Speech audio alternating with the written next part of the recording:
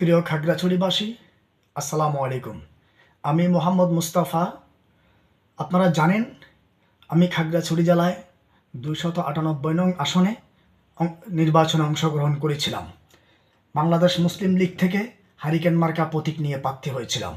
তো নির্বাচনে অংশগ্রহণ করার পর থেকে অদ্যাবধি আমি দেখে আসছি খাগড়াছড়িতে প্রশাসন বায়াসড হয়ে গিয়েছেন। খাগড়াছড়িতে নিরপেক্ষ সুষ্ঠু নির্বাচন হওয়ার মতো কোনো পরিবেশ নেই। খাগড়াছড়ির প্রত্যেকটি কেন্দ্রই ঝুঁকিপূর্ণ এবং ভোটার যারা আছেন ভোটাররাও ঝুঁকির মধ্যে রয়েছেন। খাগড়াছড়ি আমরা উপলব্ধি করছি খাগড়াছড়ির অনেক ভোটার ভোট কেন্দ্রে যেতে পারবেন না, সুষ্ঠুভাবে ভোট দিতে পারবেন না। আমি নিজেও একজন প্রার্থী হিসাবে অনিরাপদ বোধ করছি, যার জন্য আমি জেলা প্রশাসক বরাবর গানম্যানের জন্য আবেদন করেছিলাম, কিন্তু জেলা প্রশাসক আমার সেই আবেদনে সাড়া দেননি।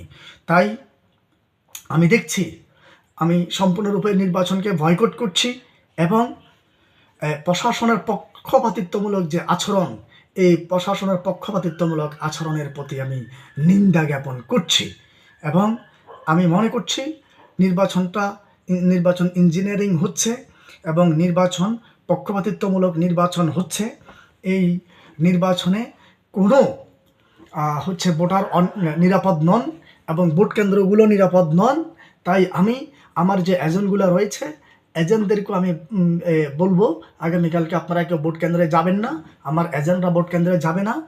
হ্যাঁ, আমাদের ভোটাররাও হয়তো অনেকে ভোট কেন্দ্রে যাবেন না, আমাদের ভোটাররাও ভোট কেন্দ্রে যাবেন না।